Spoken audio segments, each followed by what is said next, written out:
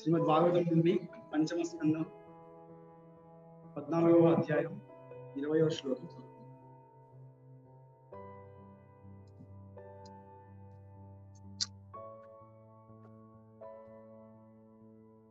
ముందుగా కొన్ని ప్రార్థనలతో మొదలుపెడతాం. దాని తర్వాత శ్లోకం. అందరూ చేతులు జోడించి మంత్రాన్ని జపించండి. ఓం నమో భగవతే వాసుదేవాయ. ఓం నమో భగవతే వాసుదేవాయ. ఓం నమో భగవతే వాసుదేవాయ. నారాయణం నమస్కృత్యం నరం చైవ నరోత్తమం దేవీం సరస్వతిం వ్యాసం తతో జాయముదీరయే. నష్టప్రాయేషు భద్రేషు నిత్యం భాగవత సేవయా భగవతే ఉత్తమ శ్లోకే భక్తిర్భవతి నైష్టికే. కృష్ణాయ వాసుదేవాయ దేవకీ నందనాయ చ నందగోపకుమారాయ గోవిందాయ నమో నమః. నమో విష్ణుపాదాయ కృష్ణపృష్ఠాయ భూతలే శ్రీమతే భక్తివేదాంత స్వామినేతి నామినే. నమస్తే సారస్వతి దేవే గౌరవాణి ప్రచారిణే నిర్విశేష శూన్యవాది పాశ్చాత్య దేశతారిణి. జయ శ్రీ కృష్ణ చైతన్య ప్రభు నిత్యానంద శ్రీ అద్వైత గదాధర శ్రీవాసాది గౌర భక్తవృంద. హరే కృష్ణ కృష్ణ కృష్ణ హరే హరే, హరే రామ రామ రామ హరే హరే. హరే కృష్ణ. ఈరోజు మనం శ్రీమద్ భాగవతం నుండి పంచమ స్కందం 20వ శ్లోకం చదువు.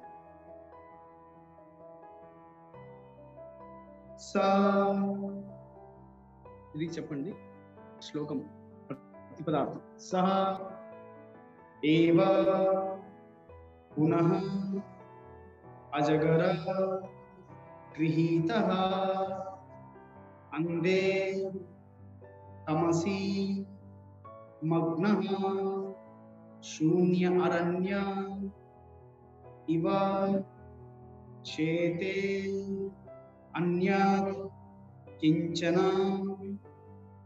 న వేదః శవః ఇవ అపవిద్దః. భావము మరియు తాత్పర్యము శ్రీల ప్రభుపాదుల ద్వారా. శ్రీల ప్రభుపాద్కి జయ. భావము. సుఖదేవ్ గోస్వామి పరీక్షిత్ మహారాజుతో ఇట్లు పలుకసాగింది. రాజా, నిద్ర ఎనున్నది పంట చిలువబడి భవారణ్యము పరిభ్రమించు వారు సదా నిద్ర ఎనడి అజగరముచే మృంగివేయబడు. దాని బారిన పడి వారు అజ్ఞానాంధకారముననే నిలిచియుందు. అరణ్యమున విడువబడిన శవముల వలె ఉండి బద్ధ జీవుడు జీవితమున ఏమి జరుగుతున్నదో ఎరుగజాలకు. భాష్యం. లౌకిక జీవనం అనగా ఆహారము, నిద్ర, భయము, మైథునం అనేది 4 పూర్తిగా సంలగ్నమవుతాయే. వీనిలో నిద్ర అతి గంభీరమైనదిగా పరిగణింపబడు. నిద్రలో మనుషుడు జీవిత లక్ష్యమును చేయవలసిన కార్యమును పూర్తిగా మరచిపోవు. ఆధ్యాత్మిక అనుభూతి యత్నమున మనుజుడు సాధ్యమైనంత వరకు నిద్రను విడిచివేయవలెను. బృందావనము అందలి షడ్గోస్వాములు నిద్రను దాదాపుగా మరిచి దేహమునకు నిద్ర అవసరము కనుక కేవలము 2 గంటలు మాత్రమే వారు నిద్రించడివారు. కొన్ని మార్లు అది కూడా వారు మరిచి భక్తిలో మునిగిపో. అందులకే వారిని కూర్చి నిద్రాహార విహారాది విజితో అని చెప్పబడింది. కనుక బృందావనము నందలి షడ్గోస్వాములను అనుసరించుచు మనము ఆహారము, నిద్ర, భయము, మైథునము అవసరములను తగ్గించుకొనుటకు యత్నించవలెను. హరే కృష్ణ. మమ జ్ఞానతిమిరాంధస్య జ్ఞానాంజనశలాకయ చక్షుర్మిలితం యేన తస్మై శ్రీ గురవే నమః. హరి ఓం తత్సత్. హరే కృష్ణ. శ్రీమద్ భాగవతం నుండి ఈరోజు మనం చర్చించే అంశం నిద్ర, ఆహారం, భయ, మైథునం. ఈ నాలుగింటిలోకి వెళ్ళా నిద్ర అనే విషయం గురించి ఈరోజు చర్చిద్దాం. నిద్ర, స్లీపింగ్. అసలు ప్రభుపాల వారు ఒకసారి ప్రవచనం ఇస్తూ, ఆ ప్రవచనం జన్మాష్టమి అయిపోయిన తర్వాత ప్రవచనం. జన్మాష్టమి అర్ధరాత్రి 12 వరకు జన్మాష్టమి ఉత్సవాలు జరుగుతూ ఉంటాయి. తర్వాత రోజు శ్రీల ప్రభుపాల వారి ఆవిర్భావ దినోత్సవం, బర్త్డే, వ్యాస పూజ. శ్రీల ప్రభుపాల వారు జన్మాష్టమి తర్వాత నందోత్సవ రోజు జన్మించడం జరిగింది. ఆ రోజు శ్రీల ప్రభుపాల వారు భాగవతం క్లాస్ ఇస్తున్నారు.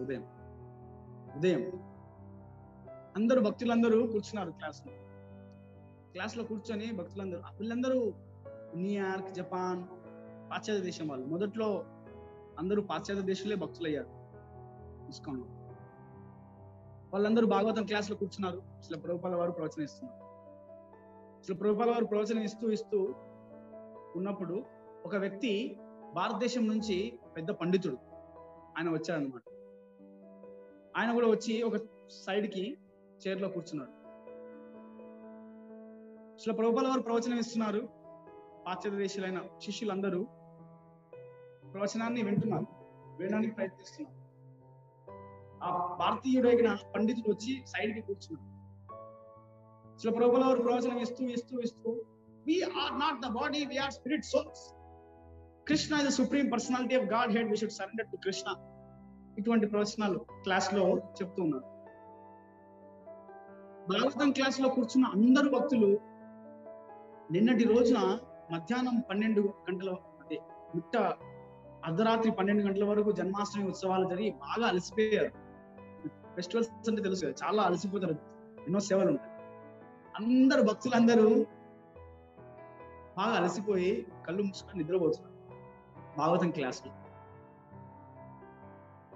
చాలా అలసిపోయారు అందరు. ఆ భారతదేశం నుంచి వచ్చిన పండితుడు పక్క కూర్చొని బాగా చూస్తున్నాడు. శ్రీల ప్రభుపాల వారు ప్రవచనం ఇస్తున్నారు. అందరూ పాశ్చాత్య దేశంలో ఉన్న అందరూ కూర్చొని నిద్రపోతున్నారు. భాగవతం క్లాస్ అయిపోయిన తర్వాత శ్రీల ప్రభుపాల వారు థ్యాంక్ యూ అన్న మాటకి అందరూ విని జై శ్రీల ప్రభుపాద అన్నారు. అందరూ జై అన్నారు. అంతవరకు నిద్రపోతున్న భక్తులు థ్యాంక్ యూ అన్న శబ్దాన్ని వెంటనే అందరూ జై శ్రీల ప్రభుపాద అన్నారు. అది భారతదేశం నుంచి వచ్చిన ఆ పండితునికి అర్థం కాలేదు. ఇంతవరకు నిద్రపోయారు, సడన్ గా జై శ్రీల ప్రభుపాద అని ఉత్తేజం అయిపోయారు వీళ్ళందరూ. శ్రీల ప్రభుపాద వారు క్వశ్చన్స్, ఎన్ని ప్రశ్నలు, ఏమైనా ప్రశ్నలు ఉన్నాయా అని అడిగారు. ఆ భారతదేశం నుంచి వచ్చిన పండితుడు ఒక ప్రశ్న అడిగాడు. ప్రశ్న అంటే ఎటకారంగా ఒక మాట అన్నాడు. మీరు ప్రవచనం ఇస్తున్నారు, చాలా బాగా ఉంది, మీ శిష్యులందరూ కింద కూర్చొని వింటున్నారు, కానీ వింటున్నప్పుడు అందరూ నిద్రపోతున్నారు. ఏం వింటున్నారు? వాళ్ళు ఏమి వినట్లేదు. మీరు చెప్పిందంతా చాలా 1-2% వాళ్ళు వింటూ ఉంటారు అంతే. ఏం వినట్లేదు వీళ్ళందరూ నిద్రపోతున్నారు క్లాస్ లో. అప్పుడు శ్రీల ప్రభుపాల వారు ఆ పండితుని వైపు చూసి 1-2% విన్న వాళ్ళే వాళ్ళ జీవితాన్ని కృష్ణునికి నాకు అంకితం చేశారు. నువ్వు మొత్తం విని ఇక్కడ కూర్చొని మొత్తం విన్నావు, నువ్వేమి అంకితం చేయగలవు చెప్పు అని శ్రీల ప్రభుపాల వారు ఆ పండితుని చూసి అడిగారు. ప్రభుపాల వారు ఆ మాట చెప్పిన తర్వాత అర్ధరాత్రి వరకు నా శిష్యులు ఎంతో కష్టపడి జన్మాష్టమి ఉత్సవాలు చేశారు. రాత్రి నిద్ర లేదు, ఎంతో సేవలు. ఖచ్చితంగా శరీరం అనుకూలించదు. ఒకసారి శరీరం కుదుటపడిపోతుంది. అది దాన్ని కొంచెం సమయం ఇవ్వాలి అంటే టైర్డ్ అయిపోతారు చాలా మంది అని శ్రీల ప్రభుపాల వారు తమ శిష్యుల్ని సపోర్ట్ ఇస్తూ, ఆ శిష్యులు 1-2% నేను చెప్పిన మాటలు విని జీవితాన్నే శ్రీకృష్ణునికి శరణాగతి అయిపోయారు అని శ్రీల ప్రభుపాల వారి శిష్యుల్ని మెచ్చుకున్నారు. చూడండి, అర్జున్ని శ్రీకృష్ణుడు భగవద్గీతలో గుడాకేశ అని అంటారు. గుడాకేశ అంటే అర్థం निद्रनु जो जो विजय प्राप्त किया निद्रा में, गुड़ाकेश जो नींद को विजय प्राप्त कर, जब चाहिए तब सोता है తెలుగులో. ఎప్పుడు కావాలంటే అప్పుడు నిద్రపోతాడు, ఎన్ని గంటలు కావాలంటే అంత నిద్రపోతాడు. శ్రీకృష్ణుడు అర్జునుడికి కూడా ఒక బిరుదు ఇచ్చాడు భగవద్గీత. అర్జున గుడాకేశ, నిద్రను జయించిన వాణి అని అర్జునుడికి ఒక బిరుదు ఇచ్చాడు. ఎందుకంటే అర్జునుడు దేవీ దేవతల పట్ల, దేవీ దేవతలకి మరియు రాక్షసులకి మధ్య యుద్ధం జరిగినప్పుడు అర్జునుడు చాలా సార్లు దేవీ దేవతల పట్ల అటువైపు ఉండి యుద్ధం చేశాడు. చాలా సార్లు అర్జునుడు రాత్రి పగలు అనగా యుద్ధం చేస్తూనే ఉన్నాడు. ఆ సమయంలో ఎప్పుడు నిద్రాదేవి ఆవహించలేదు అర్జునుడు ఆ విజయాన్ని ప్రాప్తి పొందాడు. అందుకు శ్రీకృష్ణుడు గుడాకేశ అని అర్జునుడికి ఒక బిరుదు ఇచ్చాడు. ఇక్కడ శ్రీల ప్రభుపాద వారు షడ్గోస్వాముల ఉదాహరణ కూడా ఇస్తారు భాగవతం ఈ శ్లోక తాత్పర్యం. షడ్గోస్వాముల పేర్లు చెప్పగలరు ఎవరైనా? బృందావనంలో షడ్గోస్వాముల పేర్లు నామ बताइए. वृंदावनंलो షడ్గోస్వాముల పేర్లు. वृंदावन में షడ్గోస్వామి का नाम क्या है? 6 रूप गोस्वामी, सनातन गोस्वामी, गोपाल भट्ट गोस्वामी, 3 हो गए. श्री जीव गोस्वामी, दोनों रघुयुगा, रघुनाथ दास गोस्वामी, रघुनाथ भट्ट गोस्वामी. वंदे हम श्री गुरो श्रीयुता पदकमलम श्री गुरुन् वैष्णवां च श्री रूपम साग्रजातम अग्रजातम सनातन गोस्वामी. श्री रूपम साग्रजातम सहगण रघुनाथान्वितम, दोनों रघुनाथ दास, रघुनाथ भट्ट. श्री जीव गोपाल कौ, श्री जीव गोस्वामी, श्री गोपाल भट्ट गोस्वामी. ఇలా 6 గోస్వామిస్. 6 మంది గోస్వాములు కూడా వాళ్ళ జీవితంలో ఎక్కువ నిద్రపోలేదు.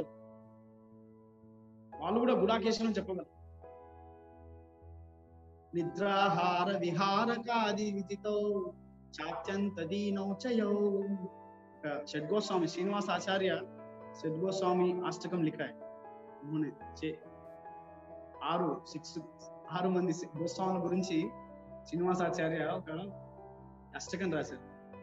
అందులో 6 గోస్వామి గురించి, 6 మంది గోస్వాముల గురించి ఒక విషయాన్ని చెప్పడం జరిగింది.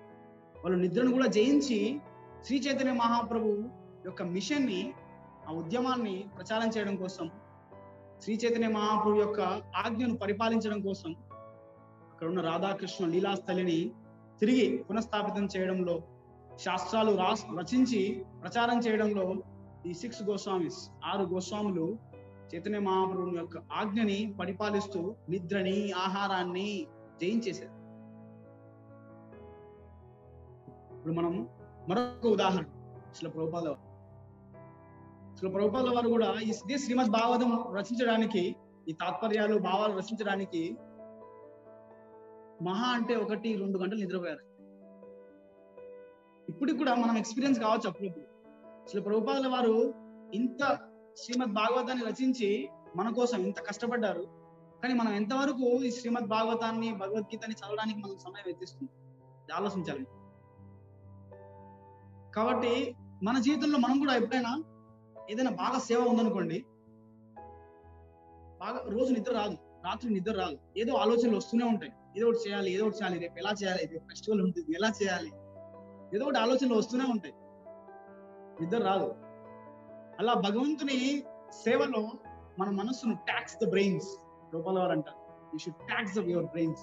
హౌ టు ప్రీచ్, ప్రచారాన్ని ఎలా పెంపొందించాలి, ఈ కృష్ణ చైతన్యాన్ని ఎలా ప్రచారం చేయాలి అన్న ఆలోచనలో ఉంటూ మనకు ఒక్కోసారి నిద్ర కూడా రాదు. ఎన్నో ఆలోచనలు వస్తూ ఉంటాయి. దాన్ని ఎగ్జిక్యూట్ చేయడంలో, కార్యనిర్వహణ చేయడంలో చాలా బిజీ అయిపోతుంది. నిద్ర, ఆహారం, ఒక్కోసారి తినడం కూడా మర్చిపోతాం. మీరు చూసే ఉంటారు, ఏదైనా సేవలో బాగా నిమగ్నం అయిపోయారు అనుకోండి, తినడం కూడా మర్చిపోతాం. ఇది చిన్న అనుభవం. మనం కృష్ణ చైతన్యంలో, మనం ఈ సేవలో, భగవంతుని సేవలో చిన్న అనుభవాలు మనకి. బయట భౌతిక వ్యక్తులు కూడా ఒక్కోసారి నిద్రని ఆహారాన్ని మర్చిపోతారు.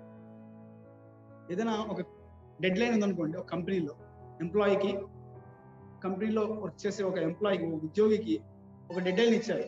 డెడ్ లైన్ అంటే ఈ వారంలో పని పూర్తి అయిపోవాలి. ఈ వారంలో పని పూర్తి అవ్వాలంటే అతను నిద్ర మానేస్తాడు, తినడం ఆపేస్తాడు, ఖచ్చితంగా ఆ పని మీదనే ధ్యాస పెట్టి పని చేస్తాడు. కొంతమంది విద్యార్థులు కూడా హాస్టల్స్ లో, స్కూల్స్ లో, కాలేజెస్ లో రేపు ఎగ్జామ్ అనుకోండి, 1 డే నైట్ బ్యాటింగ్ చేస్తారు, మొత్తం రాత్రి మొత్తం తిరిగేస్తారు పుస్తకాలు.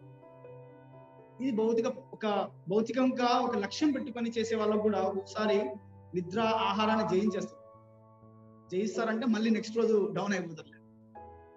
ఒక రోజు బృందావనం నుంచి లేదంటే మాయాపూర్ నుంచి గుంటూరు వరకు పూర్తిగా కార్లో వచ్చేసి నెక్స్ట్ రోజు మన శరీరం మనం సహకరించదు, పూర్తి డే రెస్ట్ తీసుకోవాల్సి వస్తుంది. జన్మాష్టమి అయిపోయింది, ప్రభుపాద వ్యాస పూజ అయిపోయింది, తర్వాత డౌన్ అయిపోతుంది శరీరం.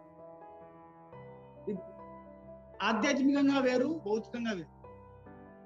ఎవరికైనా ఏదైనా లక్ష్యం ఉందనుకోండి, నిద్ర రాదు. అబ్దుల్ కలాం అంటారు కదా, అబ్దుల్ కలాం ఒక కోట్ ఉంది ఇంగ్లీష్ లో. బ్రహ్మారెడ్డి ప్రభు, అబ్దుల్ కలాం ఒక కోట్ ఉంది ఇంగ్లీష్ లో. ఎవరికైతే ఒక లక్ష్యం ఉంటుందో వాళ్ళకి నిద్ర రాదు. లక్ష్యాన్ని సాధించాలి అనుకున్న వాళ్ళకి నిద్ర ఉండదు. వాళ్ళు నిద్రలో కూడా ఆ లక్ష్యం గురించి ఆలోచిస్తారు. అబ్దుల్ కలాం ఒక మాట అంటారు దీనికి సంబంధించి. సో మనం కూడా మన జీవితంలో ఒక లక్ష్యం పెట్టుకోవాలి. లక్ష్యం లేకుంటే, జీవితంలో ఒక లక్ష్యం లేకపోయింది అనుకోండి, ఇదే ఆహారం తినాలి, పడుకోవాలి, మైథునం, ఈ జీవితాల్లో మనం ఇరుక్కుపోతాం. శ్రీమద్ మహాభారతంలో మంచి శ్లోకం ఉంది దీనికి సంబంధించి, మీకు అందరికి తెలిసే ఉంటుంది. ఆహార నిద్ర భయమైథునం చ సామాన్యమే తత్ పశుభిర్నరాణం ధర్మో హితేషో అధికో విశేషో ధర్మేణ హీన పశుభిర్ సమానం. దీని అర్థం ఆహార, నిద్ర, భయ, మైథునం, ఈ 4 సామాన్యమే తత్ పశుభిర్నరాణం, మనుషుల్లో మరియు జంతువుల్లో ఈ 4 సమానంగా ఉంటాయి. ఇప్పుడు చూడండి, ఉదయం లేచిన వెంటనే నుంచి పక్షులు, జంతువులు పరిగెడుతూ ఉంటాయి. దేనికోసం? ఆహారం కోసం. సాయంత్రం అయ్యేసరికి మైథునం కోసం తిరుగుతుంది. ఎక్కడ ఉండాలి అన్న ఒక గూడు కోసం తిరుగుతుంటాయి. మనిషి కూడా దానికోసమే కష్టపడుతున్నాడు ప్రతిరోజు.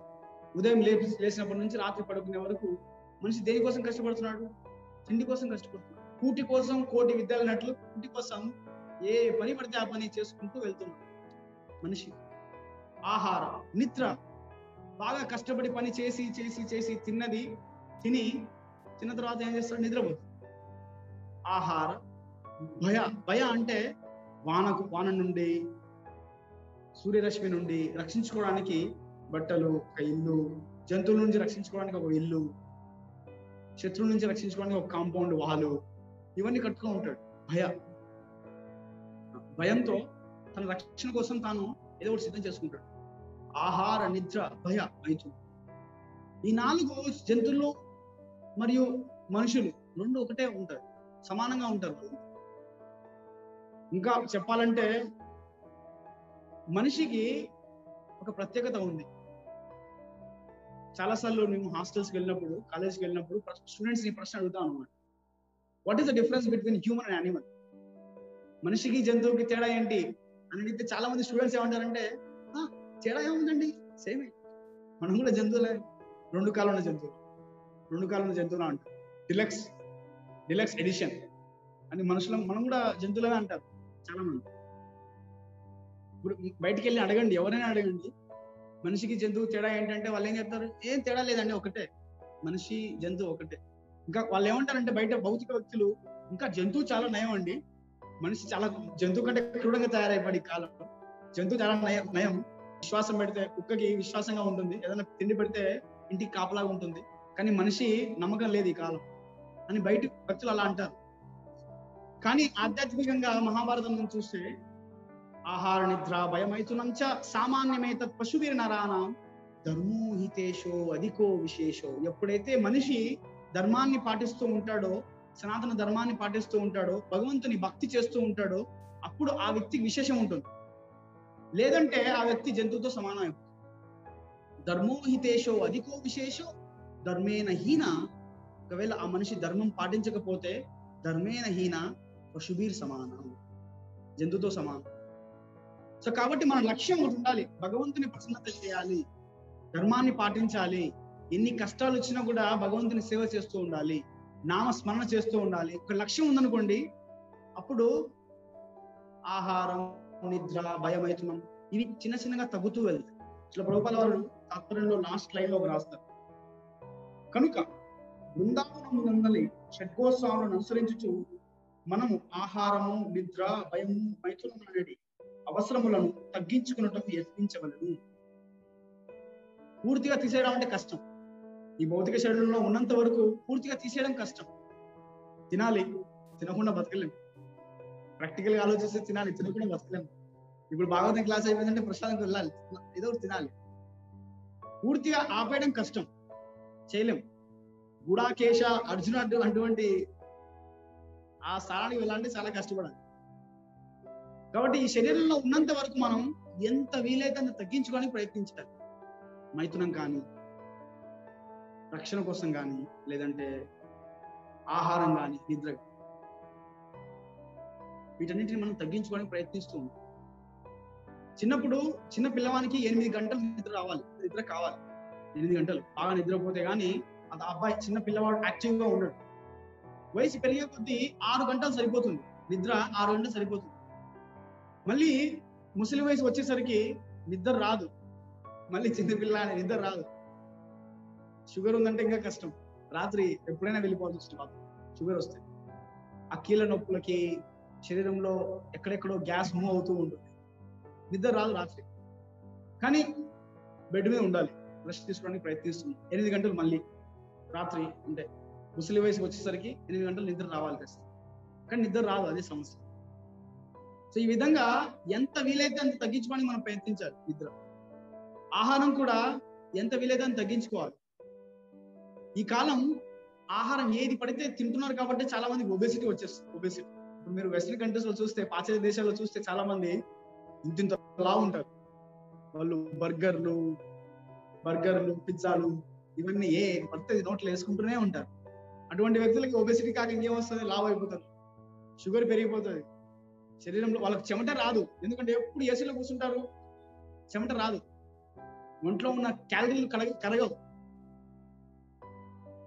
సో ఈ శక్తిని అంతా వృధా చేస్తూ ఉంటారు, అనవసరంగా శక్తి శరీరంలో బాగా లావ్ అయిపోతుంది. మన ఈ కడుపుని చెత్తకుండిగా వాడుకోకూడదు. ఈ కడుపుకి ఏదైతే అవసరమో అదే ఇవ్వాలి. ఆహారం మనం ఏదైతే తినాలో అదే తినాలి. ఇస్కాన్ లో నియమం ప్రకారం మాంసాహారం తినం, no meat eating, no onion garlic, outside food is not allowed. బయటి ఆహారాన్ని తినరు. ఇదైతే వండి భగవంతునికి నైవేద్యంగా పెట్టి ఆ ప్రసాదాన్ని మాత్రమే తీసుకుంటారు. ఇలా ఆహారంలో కూడా మనకు కంట్రోల్ ఉండాలి. ఎప్పుడైతే ఈ ఆహార, నిద్ర, భయ, మైథునం అంటే చాలా వరకు ఆపేయడం చాలా మంచిది. ఎందుకంటే మైథునం ఎటువంటిది అంటే, ఆహారం మనం ఆకలిస్తే తిన్నప్పుడు ఆకలి తగ్గిపోతుంది, అప్పటికి ఆకలి అయిపోతుంది, మళ్ళీ ఏ సాయంత్రానికి ఆకలిస్తుంది, లేదంటే నెక్స్ట్ రోజుకి ఆకలిస్తుంది, అప్పటికి తగ్గిపోతుంది. కానీ మైథున సుఖం చూడండి, ఎంత మైథున సుఖంలో పాల్గొంటే అంత కోరిక పెరుగుతుంది తప్ప తగ్గదు. అందుకే ప్రహ్లాదుడు, శ్రీ ప్రభుపాల వారు చాలా సార్లు ఏమంటారంటే, మంచి జీవితం అంటే బ్రహ్మచారి జీవితం, బ్రహ్మచారిగా ఉంటే చాలా మంచిది. ఒకవేళ వివాహం చేసుకున్న తర్వాత కూడా మైథునం సంభోగ క్రియ కంట్రోల్లో ఉంటుంది. ఇలా ఈ విధంగా మనం ఈ 4ంటిని పూర్తిగా తీసివేయలేం, కానీ కంట్రోల్ చేస్తూ ఉండాలి. ఆహార, నిద్ర, భయం. ఎప్పుడైతే మనం కంట్రోల్ చేయగలమో అప్పుడు అనుకున్న లక్ష్యాన్ని, పెట్టుకున్న లక్ష్యాన్ని మనం సాధించగలం. అది భౌతికమైనా కూడా, ఆధ్యాత్మికమైన. కాబట్టి ఈ శ్లోకం నుండి మనం 2 విషయాలు చర్చించాం.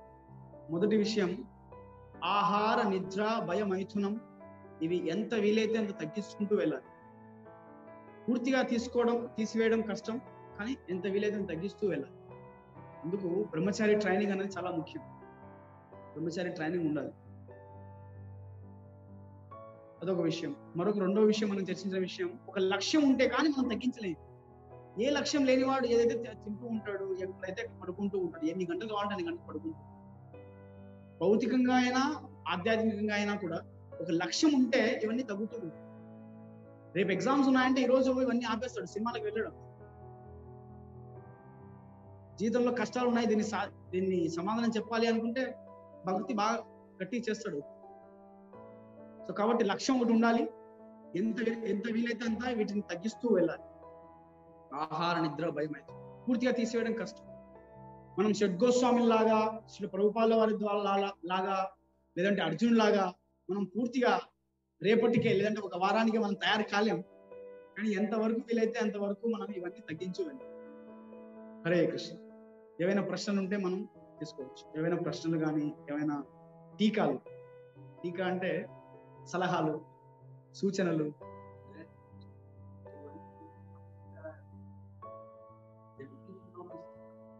स्थित प्रज्ञ का भाषा, यही प्रश्न अर्जुन ने पूछा था एक बार भगवदगीता।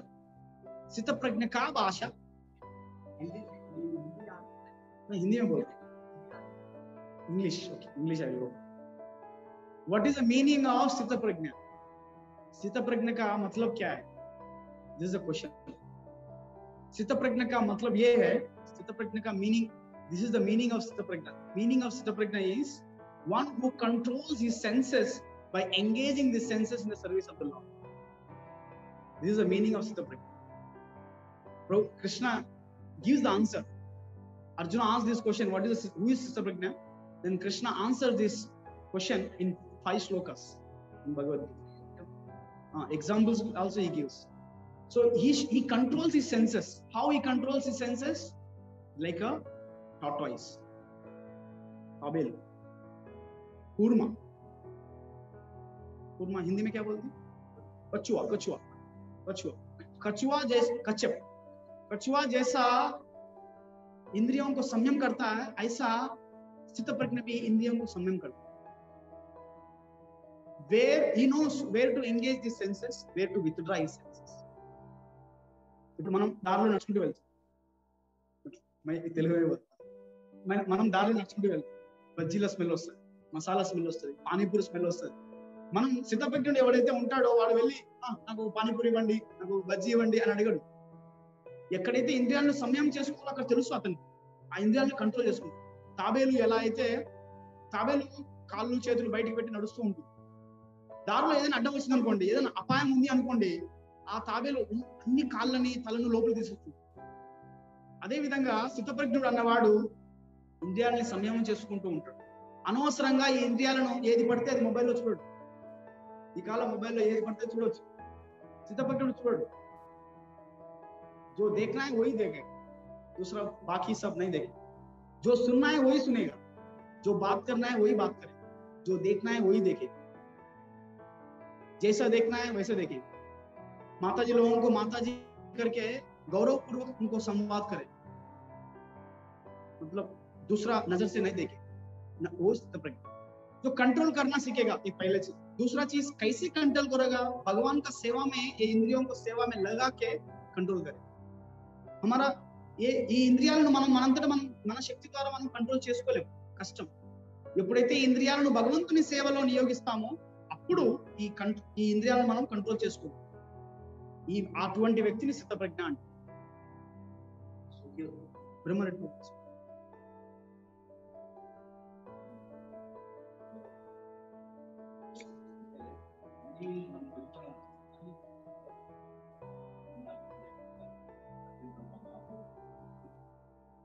ఎందుకు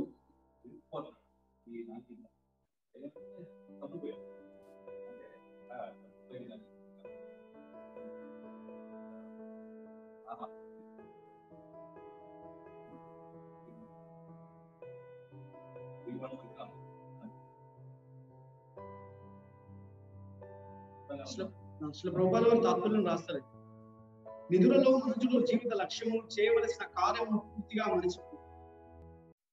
ఎప్పుడైతే వ్యక్తి ఇవే లక్ష్యం అనుకుని కూర్చున్నాడు అనుకోండి, జీవిత లక్ష్యం మర్చిపోతాడు. టెంపుల్కి రాడు, టెంపుల్కి వచ్చి భగవంతుని దర్శనం చేసుకోవాలి, భక్తి చేయాలి అనే ఆలోచన రాదు. అతను వాళ్ళ జీవిత లక్ష్యం వాళ్ళు ఏమేర్చుకున్నారు, నేను రోజుకి ఇంత తినాలి, నేను నెక్స్ట్ వారంలో నేను ఇది తింటాను, నేను వచ్చే వారంలో నేను ఇక్కడికి వెళ్ళి మజా చేస్తాను, మజా చేసుకుంటూ వస్తాను. వాళ్ళ జీవిత లక్ష్యమే అది. నేను ఒక సంవత్సరం తర్వాత పెళ్లి చేసుకోబోతున్నాను, I will have a sex life. మైథునం ప్లాన్ చేస్తుంటాడు.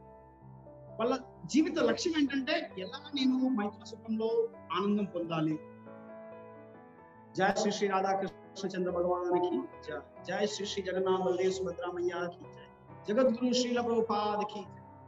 సో ఎప్పుడైతే వ్యక్తి తన లక్ష్యాన్ని ఈ 4 గంటల్లో పెట్టుకున్నాడో అప్పుడు నిజమైన జీవితం మర్చిపోతాడు. రూపాల వల్ల నిద్రలో మనుషుడు జీవిత లక్ష్యం చేయవలసిన కార్యం పూర్తిగా మర్చిపోవు. కాబట్టి ఒక లక్ష్యం పెట్టుకున్నప్పుడు ఆ లక్ష్యానికి పని చేస్తూ ఉంటాడు వ్యక్తి. మనటువంటి భక్తులు వెళ్ళి చెప్పాలి వాళ్ళకి, నాన్న నువ్వు పెట్టుకున్న లక్ష్యం కరెక్ట్ కాదు, నువ్వు ఈ లక్ష్యం కాదు ఈ లక్ష్యం పెట్టుకొని చెప్పాలి. చిన్నప్పటి నుంచి వాళ్ళకి ట్రైనింగ్ చేయాలి. మనం చెప్పకపోయాం అనుకోండి, వాళ్ళు అదే లక్ష్యం అనుకుంటారు. ఎంత బాగా తినాలి, మైథున సుఖం, బాగా ఆహారం, నిద్రపోవాలి బాగా, ఇదే సుఖం. వాళ్ళ లక్ష్యాలు ఇవే. ఈ కాలం ఆదివారం వస్తే అందరూ నిద్రపోవడానికి ప్లాన్ చేస్తారు. ఈ కాలం ఈ సమయంలో వాళ్ళు ఏ పార్క్కి పబ్కి వెళ్ళరు, నిద్రపోవడానికి ఒక 6 గంటలు 7 గంటలు బాగా స్ట్రెచ్ చేసి పడుకుందాం. ఈ కాలం ఆదివారం వస్తే బయట వాళ్ళ లక్ష్యమే అది. బాగా నెల తర్వాత సాలరీ వస్తుంది కదా, 30,000 40,000 60,000 డబ్బులు వస్తాయి. ఆ డబ్బుని నేను ఈ 4 సుఖాల్లో ఎలా ఉపయోగించాలి, అదే లక్ష్యం వాళ్ళు. ఈ లక్ష్యంలో వాళ్ళు మునిగిపోయారు కాబట్టి జీవిత లక్ష్యం మర్చిపోయారు. నిజంగా ఏ కార్యం చేయాలో ఆ కార్యాన్ని మర్చిపోయారు, ఆధ్యాత్మిక కార్యాన్ని మర్చిపోయారు. అది శ్రీ ప్రభుపాల వారు. వాళ్ళు ఎందుకు మర్చిపోతారు అంటే, మీరు అన్న ప్రశ్న ఎందుకు మర్చిపోయారు అంటే, ఎందుకంటే వాళ్ళు అదే లక్ష్యంగా భావిస్తున్నారు. మనటువంటి భక్తుల కర్తవ్యం ఇది. వాళ్ళకు వెళ్ళి చెప్పాలి, నాన్న నువ్వు గోల్ సెట్టింగ్ తప్పు చేసావు, గోల్ సెట్టింగే తప్పు చేసావు, లక్ష్యమే నువ్వు కరెక్ట్ గా గురి పెట్టలేదు. నీ గోల్ సెట్టింగ్ కొంచెం సరి చూసుకో, ఇది కాదు నీ గోల్, ఇది నీ గోల్. కొన్ని ఉదాహరణలతో వాళ్ళకి చెప్పాలి. మనం చూడండి, అనిల్ అంబానీ అతని గోల్ డబ్బులు అనుకున్నాడు, కానీ ఇప్పుడు డబ్బులు కాదు గోల్, జీవితంలో సుఖం కావాలి అది గోల్ పెట్టుకున్నాడు. చాలా మంది హీరోయిన్లు వాళ్ళ జీవితంలో గోల్ వాళ్ళు పాపులారిటీ, నేను పేరు ప్రఖ్యాతి తెచ్చుకోవాలనుకున్నారు, డబ్బులు సంపాదించాలనుకున్నారు. కానీ మొన్న ఒక హీరో చనిపోతూ ఆత్మహత్య చేసుకుంటూ లాస్ట్ సెమినార్ లో చెప్తాడు, నేను అనుకున్నాను డబ్బులు సంపాదించి ఆనందంగా ఉంటాను అనుకున్నాను, కానీ ఆనందం లేదు. ఇటువంటి ఉదాహరణలతో వాళ్ళకి చెప్పాలి. ఇది మన కర్తవ్యం. మనం బయటికి వెళ్ళి వీళ్ళకి చెప్పాలి, నన్ను లక్ష్యం తప్పు పెట్టుకున్నావు, లక్ష్యం సరిగా పెట్టుకో అని చెప్పాలి. ఓకే, ఇంకా ఏమైనా సూచనలు, సలహాలు, టీకాలు, కరెక్షన్స్? ఆన్లైన్ లెవెల్ ప్రశ్న ఇక్కడికి ముగిద్దాం మనం. చాలా చాలా ధన్యవాదాలు ఎంతో శ్రద్ధతో విన్నందుకు.